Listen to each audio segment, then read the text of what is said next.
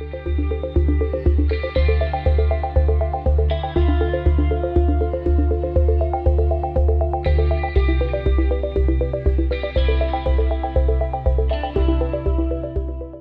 this is Zach with Warner Wound, and today I'll be taking a look at the Mercer Durham Automatic.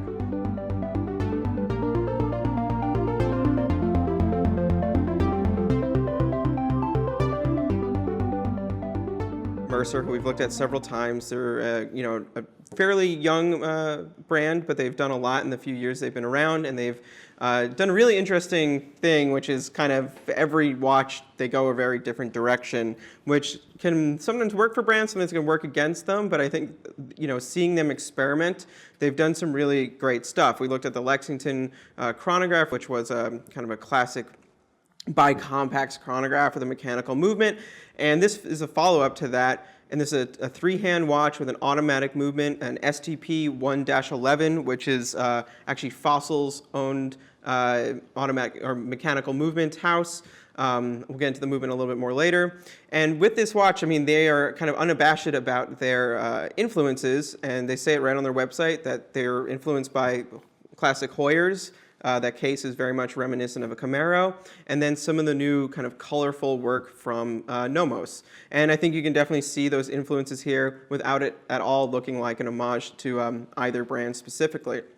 So you have this great cushion case here. It's 41 millimeters in width, 47 millimeters lug to lug, and 11.45 millimeters tall. And that's to the top of a domed sapphire crystal there, which is relatively thin. I mean, for this kind of shape, it feels thin. It doesn't stack up too much. 41 is a really nice size on a case like this. I think it doesn't feel too big, especially with the 47 millimeter lug to lug there, which kind of keeps it on top of the wrist.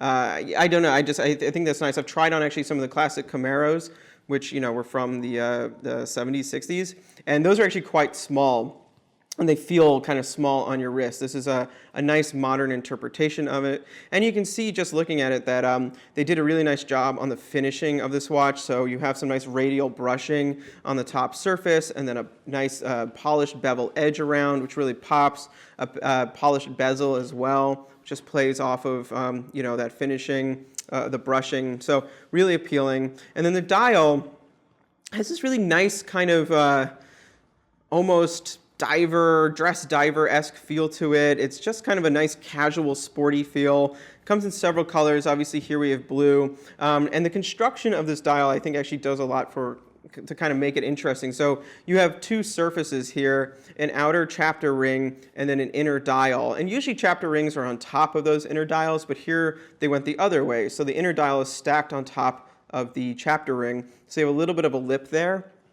And then on top of that inner dial, you have applied indices. That's a really just nice layering effect. You have that kind of moving, like stepping upwards as you go in towards the center of the dial. I don't know, I just really like that effect. I think it's a clever little detail that just goes a long way here. And it does a nice job of just creating this really distinct and kind of sporty line. So, the center here is a sunburst blue, and then the outer edge is white, and then you have this contrast color, which I believe might be consistent across all of the colors of the Durham, and that's this kind of pale seafoam green, which I think they might be where some of that Nomos influence is coming in. It's a stunning color. I just love that color. It's not a color you see used very often. It's nice. It's playful, but it's not too shocking. It's not too vibrant. It's definitely not going to feel jarring in any way. And it really complements the colors here very well. So this whole watch has a nice cool tone to it, which just works out very nicely. The applied indices, very clean, very easy to read.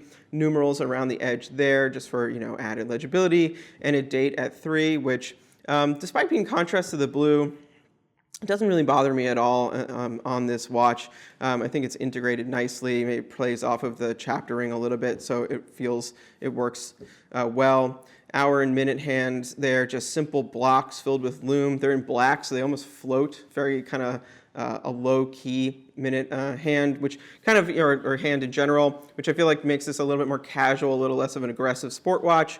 And then you once again have that seafoam green on the second hand, which I think just looks great, as I said before.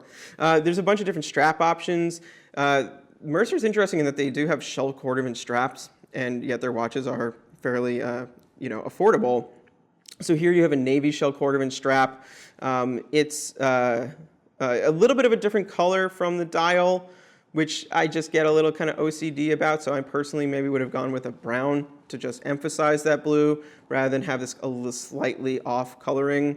And one thing that did bother me a little bit, which would be kind of my actually heaviest critique, is that this strap does rub against the case quite a bit. So you get a little bit of wear in here at the lug. That's something I would just I would rather avoid, especially on kind of an expensive leather like that, but it does happen with short lugs, and it's not the end of the world. I mean, the strap will be fine. You could probably rub that little oil in that to get that color out, but just something that kind of stuck out to me.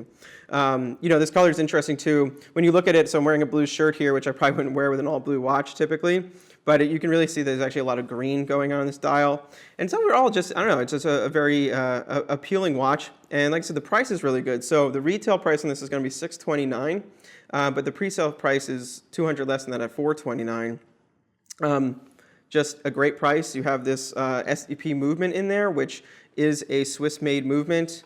From what we know about it, it is made by Fossil brand.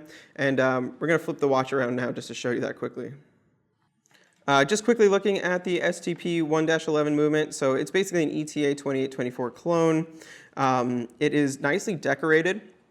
So you have perlage all around, blued screws, a decorated rotor here with Mercer on it in blue. That's much more decoration than I feel like you typically would find on like a 2824 or a Sellita SW200 at this price point of $629. So that's a really nice kind of value add, even if it's only visual. And while this movement hasn't been around that long, all the Zodiac watches use them, and I haven't heard anything negative about it. So seems like it's a good movement. Obviously, Fossil's a giant brand, so I don't think they're going to make something that's inferior. While looking at the case spec, also you can see it is an edition, one of 300, so it's a limited edition watch, which is nice. Actually, one last thing about the movement that I want to add. It does have manual winding, and I found the feel of manually winding STP 1-11s is much nicer than that on a 2824.